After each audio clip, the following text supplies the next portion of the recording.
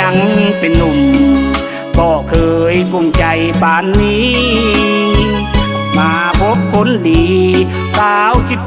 14 15เขาเอิ้นว่าพอเหลือใจแค่น้องลาถึงกายที่เท่าก็อย่าแต่ว่าใจเกินวัยรุ่นอายุคนนี้ยังมีดีอยู่ที่แอวอายเท่าแต่แขวแอวของอายยังหนุ่มเตะปิดยังดังเป็นกระถังยังไงกุนยังแข็งแห้งกว่าวัยรุ่นคิดอยากสู้อยากต้องอยากต่อย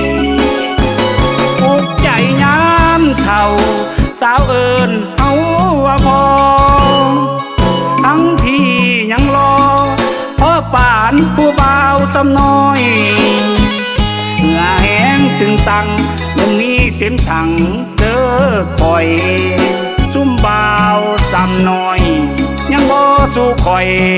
ดอกนาตอนยังเป็นหนุ่มซุ่มเจ้าไปลีอยู่ใส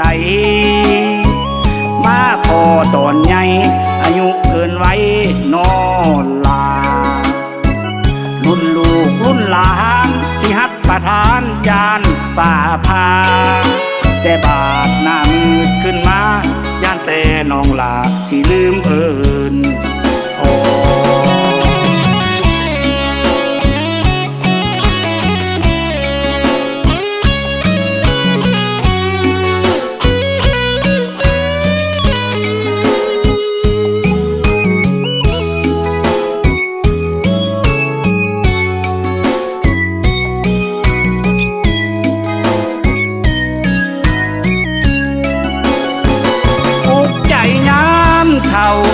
สาวเอิญเอา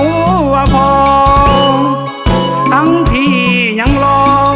พ่อป่านผู้บ่าวสำน้อย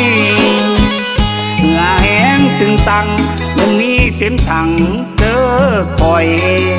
ซุ่มบ่าวสำน้อยยังบ่สู้คอยดอกนาตอนยังเป็นหนุ่ม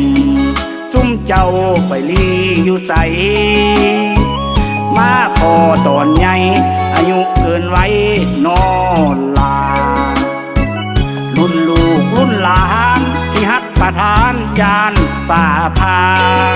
แต่บาดหน้ามืดขึ้นมาย่านแต่น้องลาสิลืมเอิ้น